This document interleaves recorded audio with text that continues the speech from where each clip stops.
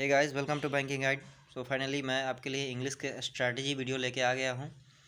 बस अब आपको इसको देखना है और कैसे आप देखो जो कैसे मैं बहुत ही लो लेवल से अपने इंग्लिश को हाई लेवल पे लेके गया हूँ।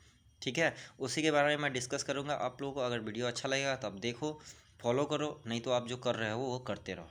ठीक है, तो पहले मैं बता दूँ एसबीआई क्लर्क में कैसे इसने मुझे एसबीआई क्लर्क में हेल्प किया कि मैं जॉब ले पाया। इसमें एसबीआई क्लर्क में मेरे 37 अटैम्प्ट थे और एक भी क्वेश्चन अटैम्प्ट करने में मुझे ऐसा नहीं लगा जो मुझे डर लग रहा है या परेशानी हो रही है, मुझे डाउट है। तो इंग्लिश में मेरे अच्छे खासे स्कोर हुए होंगे, क्योंकि इसमें सेक्शनल मार्क्स बताता नहीं है इसलिए नहीं पता चला है, लेकिन अच्छे खासे मार्क्स आए होंगे, इसी कारण से मेरा जॉब हो पाया है। ठीक है, तो अब चलो स्ट्रैटेजी की अगर बात करें तो देखो, मैं अपना प्रूफ दिखा देता हूँ जो मेरा क्या लेवल था और मैं वहाँ से किस लेवल पे आया हूँ, ये तो मैं बता ही चुका हूँ आपको एसबीआई क्लर्क में सिलेक्शन लेके। ये देखो, मैं बहुत लंबे समय से एग्ज़ाम दे रहा हूँ यार। 2016 में मैंने जस्ट ऐसे ही बैठ गया था, तो उस समय मैं फेल कर गया था। तो उस समय ये मेरा लिखा हुआ नहीं है, किसी और का है, मेरे भाई का है।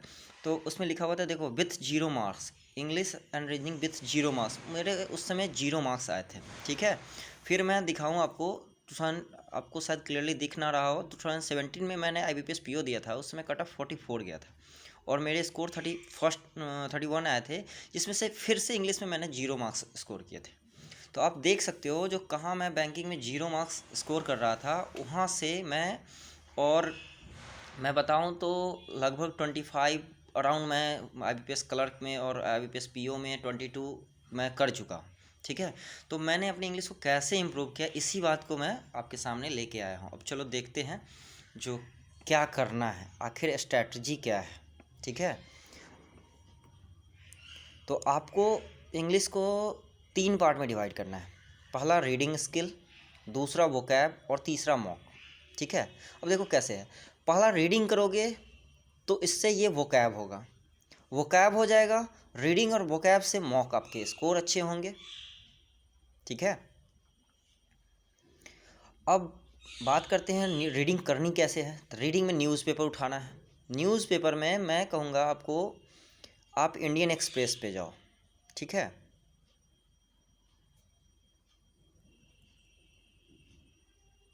ये न्यूज़पेपर मेरे ख्याल से बेहतर न्यूज़पेपर है। ठीक है, द हिंदू लोग पढ़ते हैं, अच्छी बात है, द हिंदू अच्छा है, लेकिन मुझे जहाँ तक लगा है बैंकिंग के हिसाब से ये थोड़ा सा अच्छा न्यूज़पेपर है, इसके वोकैब बहुत अच्छे होते हैं। ठीक है, ये वीडियो थोड़ी सी लंबी जाने वाली, जाहिर सी बात है, स्ट्रैटेजी है, मैं फुल अपना स्ट्रैटेजी इतने दिनों का जो मैंने मेहनत है उसको डिस्कस करने वाला हूँ, तो थोड़ा लंबा जाएगा, तो थोड़ा पेशेंस रखो। ठीक है, अब देखते हैं आपको न्यूज़पेपर करना कैसे है।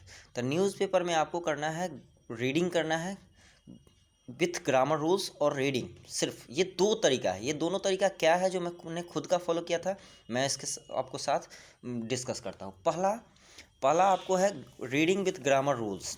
ठीक है, रीडिंग विथ ग्रामर रूल्स की बात करें तो देखो, जैसे बात करूँ अगर, यहाँ पे एक मैं छोटा सा पढ़ के आपको बताता हूँ।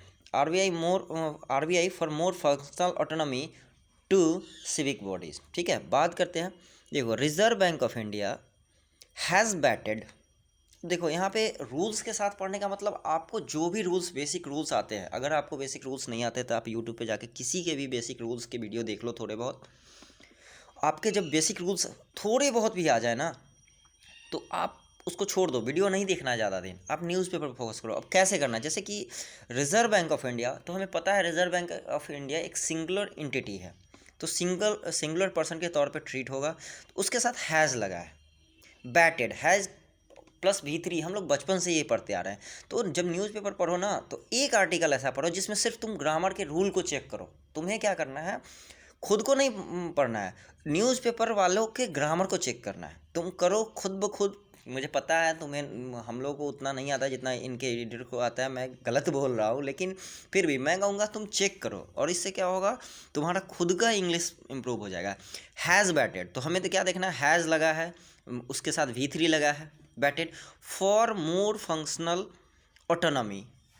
ठीक है, तो उनका क्या है, और फंक्शनल ऑटोनॉमी, उनको ऑटोनॉमी चाहिए। तो यहाँ पे आपको वोकैब भी होगा to civic bodies as Covid pandemic has. और फिर हैज़ किसके लिए आया, ये खोजो, जो वर्ब जो ये आ रहा है किसके लिए आ रहा है। तो कोविड पेंडेमिक के लिए आ रहा है, ये सिंगुलर है तो इसके लिए put severe strain on, put something on. ठीक है, अब देखो यहाँ फ्रेजल वर्ब तुमको मिल गया, put something on the third tier of the government. ये क्या होता है, पुट समथिंग ऑन मतलब होता है किसी पे प्रेशर डालना।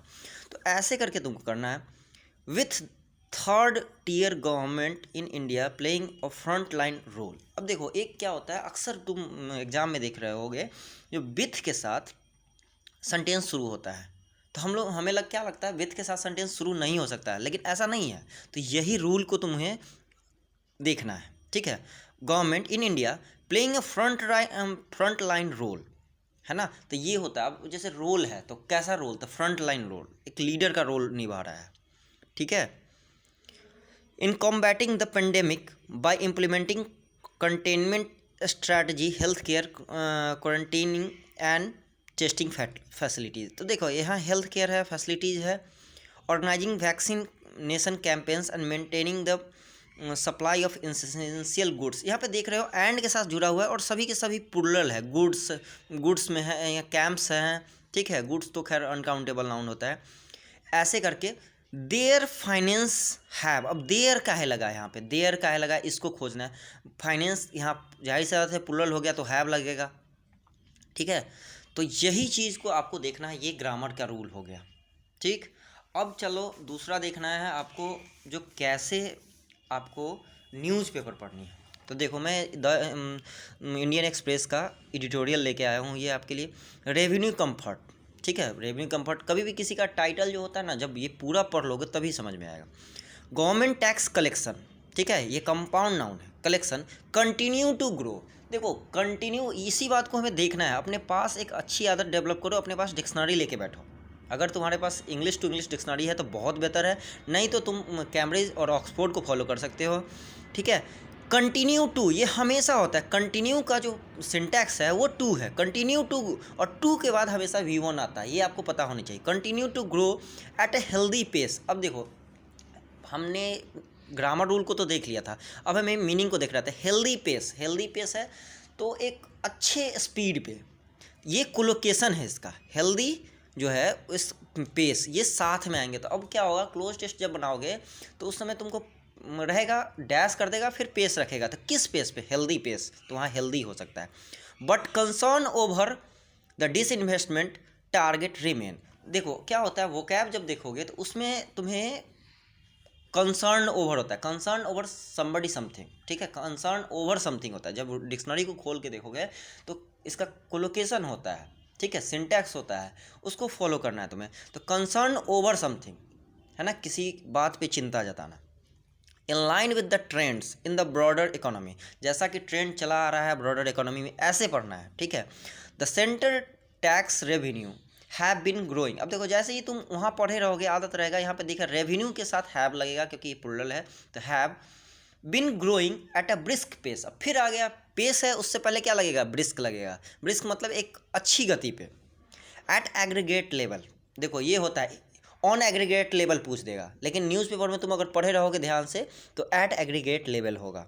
ठीक है, एग्रीगेट कुल मिलाकर। The centre gross tax revenue in the first 7 month, देखो फर्स्ट 7 मंथ्स है, मंथ नहीं है मंथ्स है, काउंटेबल हो गया तो इसलिए मंथ्स लग गया, of the current financial year were up to 56% over the same period. अब over the same period, over the period होता है ना।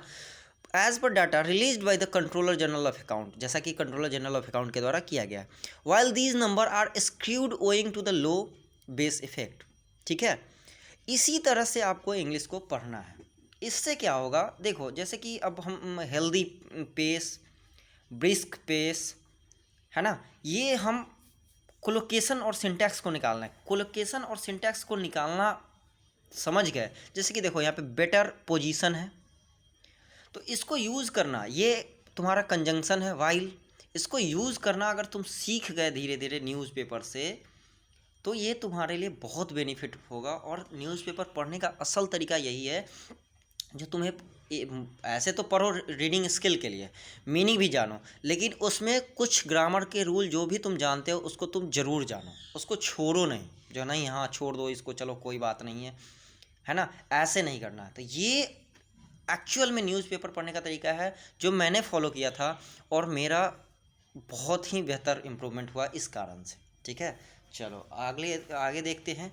तो देखो यहाँ पे इंडियन एक्सप्रेस कैसे पढ़ना है, मैंने रूल ग्रामर के रूल के साथ भी बता दिया और रीडिंग भी बता दी।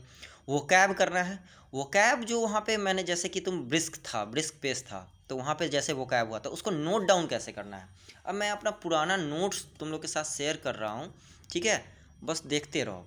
वीडियो थोड़ा लंबा हो रहा है मुझे भी पता है, लेकिन मैं बता देता हूँ, ठीक है। जैसा कि मेरा इंग्लिश तुम देख सकते हो बहुत ही वीक था, तो मैं शुरू में ना बहुत मेहनत किया था, तो उस समय ना मुझे हिंदी की भी ज़रूरत थी। लेकिन आज के समय में मैं बोलता हूँ अगर तुम थोड़े भी ठीक हो इंग्लिश में तो इंग्लिश को इंग्लिश में ही पढ़ो, हिंदी में पढ़ने की ज़रूरत नहीं है, ठीक है। अब देखो क्या होता है, तुम्हें पढ़ना है, तुम्हें मेहनत करनी है, तो एक दिन में 5 ही वो कैब करो, लेकिन उस पर थोड़ा मेहनत करो जो वो तुम्हारा हो, ना कि बाद में तुम फिर से भूल जाओ। जैसे देखो एक वर्ड है इंडेवियर, मेरा पुराना नोट्स लिखा हुआ है, देखो ये कब का है, 23 जनवरी 2016 का नोट्स है। अब मैं इसको दिखाता हूँ, आज का नोट्स भी नहीं है भाई, क्योंकि ये नहीं कहना जो ये झूठ बोल रहा है या कुछ भी है, ठीक है। तो देखो जैसे इंडेवियर है, एक वर्ड है इंडेवियर नाउन है, तो पहला इसको बताओ जो ये क्या है, क्योंकि ये बहुत फ़ायदा करेगा तुमको क्लोज टेस्ट में, कोलोकेशन में, क्लोज टेस्ट में, फिलर में और कॉमन एरर में, ठीक है। अब देखो एक यहाँ पे है, इसका मतलब होता है प्रयत्न, प्रयास करना, एन अटेम्प्ट। अब देखो उस समय मुझे नहीं आता था इसलिए मैं हिंदी में लिखता था कि मैं भूल ना जाऊँ, फिर मैं उसका उसी समय इंग्लिश में भी लिखता, an attempt to do something specially something new और डिफ़िकल्ट, ठीक है। ये तुम्हारा मीनिंग है, मीनिंग लिख लो। एक एग्जाम्पल लिखो, the manager is expected to use his best endeavour to promote the artist career. हमेशा वर्ड को एक एग्जाम्पल से लिखो, एक एग्जाम्पल 5 ही वर्ड करो, 5 ही एग्जाम्पल करो, लेकिन करो। ये कहाँ मिलेगा एग्जाम्पल, तो डिक्शनरी देखो वहाँ पे मिल जाएगा, या ऑनलाइन में भी मिल जाएगा, ठीक है। तो वहाँ पे अगर करोगे तो यकीन मानो इसका बेनिफिट ये होगा कि तुमको डिस्क्रिप्टिव तक के लिए किसी को पूछना नहीं होगा जो भाई मैं कैसे करूँ डिस्क्रिप्टिव। तुम्हारा इंग्लिश इतना अच्छा हो जाएगा जो तुम लिखना शुरू कर दोगे, और जैसे ही सेंटेंस फॉर्मेशन खुद से होना जाए तो पहले तो कॉपी करके वहाँ से लिखो, बाद में खुद से सेंटेंस सोच सोच के बनाना शुरू करो, ठीक है। अब देखो उस नाउन है लेकिन in the sense of verb, endeavour का यूज जो होता है वर्ब के तौर पे होता है, तो प्रयास करना, ठीक है, यत्न करना, try very hard to do something, कोई चीज़ करना। अब देखो मैंने इसका वर्ब का भी मीनिंग लिखा है, वर्ब में भी यूज है और नाउन में भी यूज है। I will endeavour to do my best for my country, I will endeavour to do my best for my country, ठीक है। अब देखो ये तो हो गया, मीनिंग दोनों में यूज हो गया। अब इसका अगर कोई साइनो तुमको मिल रहा है तो तुम साइनो लिखो, ठीक है। जैसे कि स्ट्राइव मतलब ही होता है प्रयास करना, मुकाबला करना, संघर्ष करना। तो एक्चुअल में देखो 5-6 लाइन 10 लाइन यूज़ हुआ एक वर्ड को लिखने के लिए, लेकिन ऐसा करो, ज़रूरी नहीं हर वर्ड इतना ही लंबा हो। देखो रिवैम्प छोटा ही है तो तुमको इस पर तुम्हारा कंट्रोल आ जाएगा, एक बेस बन जाएगा तुम्हारा, ठीक है। ये तरीका होता है, प्रॉपर तरीका होता है तुम्हारा लिखने का। इसी में एक और भी मैं कुछ दिखा दूं कि देखो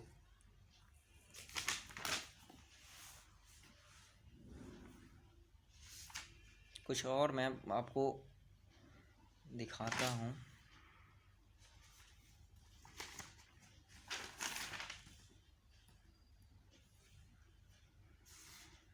देखो जैसे ये बहुत बिल्कुल जैसे वास्ट है, एडजेक्टिव है, बहुत विशाल, बहुत बड़ा, विस्तृत, extremely large in area, size, amount, etc। अब क्या है एग्जाम्पल है, a vast area of forest, a vast crowd and majority. ये क्या है, देखो इसका तो यहाँ पे मैंने एग्जाम्पल लिखा लेकिन हूबहू ऐसा सेंटेंस आएगा, ठीक है। A vast area, a vast crowd मतलब बहुत बड़ा, तो ये कोलोकेशन तुमको मिलेगा, इसको कोलोकेशन बोलते हैं। ये एक वर्ड दूसरे वर्ड के साथ जो जुड़ता है उसको कोलोकेशन बोलते हैं। ये तुमको वहाँ पे आराम से मिलेगा। जैसे एक और एग्जांपल देखो, ठीक है।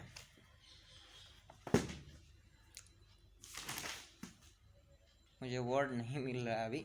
देखो जैसे कि डिप्लॉय है, सैनिक को तैनात करना था। Deploy argument, deploy resources. Deploy किसी रिसोर्स, अगर इंडियन आर्मी अपने रिसोर्सेज को डिप्लॉय करती है जम्मू कश्मीर में तो डिप्लॉय रिसोर्सेज होगा, डिप्लॉय आर्गूमेंट होगा। तो सेम वर्ड यही आएगा तुमको एग्जाम में। जैसे डिप्लॉय रहेगा तो डिप्लॉय के बाद आर्गूमेंट होना चाहिए था resources, deploy resources, deploy dash तो रिसोर्सेज, ये होना चाहिए। एक्चुअल में यही तुमको वहाँ पे काम आएगा। ठीक है, ये हो गया। अब बात करते हैं मॉक की। देखो वीडियो बहुत लंबा हो गया मुझे भी पता है, लेकिन देख लेना क्योंकि बहुत फ़ायदा है। मॉक में जब ये दोनों काम कर लोगे ना, यकीन मानो आपको मॉक के लिए उतना टेंशन ही नहीं होगा। मॉक में आपका रीडिंग जो पैरा जंबल होगा बिल्कुल ईजिली बन जाएगा, क्लोज टेस्ट ईजिली बन जाएगा, फिलर ईजिली बन जाएगा। और अगर वो ग्रामर के रूल के साथ आप न्यूज़पेपर पढ़ते हो तो आपका कॉमन एरर भी आराम से बन जाएगा। क्योंकि मैंने खुद अराउंड 25 स्कोर किए हैं पीटी में। मैं ये नहीं बोला कि मैं 30 किया हूँ, क्योंकि मेरा इंग्लिश बहुत ही वीक था यार। तो मैं ये नहीं कहूँगा मैंने 30 आउट ऑफ 30 किया, क्योंकि वो 30 करते हैं, लोग करते हैं, लेकिन उनके एक्सट्रीम होते हैं, वो बचपन से ही वैसा पढ़े होते हैं, लेकिन मेरा वैसा नहीं था, है ना। तो एनालाइज करना है उसको, तुमको हर एक क्वेश्चन को देखना है क्या है। खुद का नहीं आता है तो उसका एक्सप्लेनेशन समझो, लेकिन समझो, है ना। हर एक क्वेश्चन को करना है और उसको देखो जो क्या है, और उस चीज़ को अपने न्यूज़पेपर में बना लो जो हाँ ये क्या हो रहा था वहाँ पे। और धीरे धीरे करके तुमको खुद का एनालाइज जो करते हो, कोई तुम्हारा एनालिसिस दूसरा कोई टीचर अगर करवाता है ना, तो वो तुम्हें उतना बेहतर नहीं होगा जितना तुम खुद से करोगे। इंग्लिश क्या है भाई, टोटल का टोटल हार्ड वर्क है। तुम शुरू में बहुत तकलीफ होती है यार, मुझे भी पता है, नहीं आता है, नहीं समझ में आता है, छोड़ देने का मन करता है, लेकिन अगर खुद से समझ गए ना तो फिर कभी भी तुम रुक नहीं पाओगे। ठीक है, दैट्स ऑल। यही है इंग्लिश का स्ट्रैटेजी। बहुत ही लंबा हो गया मुझे पता है, लेकिन यकीन मानो अगर मैंने इसलिए बनाया कि अगर 10 लोग भी देख लेते हैं, उसमें से अगर एक भी लड़का कोई फॉलो कर लेता है ना, तो मैं आज जो जॉब ले चुका हूँ, हो सके मेरा जो स्ट्रैटेजी था उससे कोई सीख लेके, इतना ही मेरे लिए बहुत बड़ी बात होगी, एक भी लड़का अगर कर लिया तो। ठीक है, दैट्स ऑल, थैंक यू। कैसा लगा आपको ये कमेंट करके बताना वीडियो, और हो सके तो सब्सक्राइब कर लो, पहली बार बोल रहा हूँ। ठीक है, दैट्स ऑल, थैंक यू।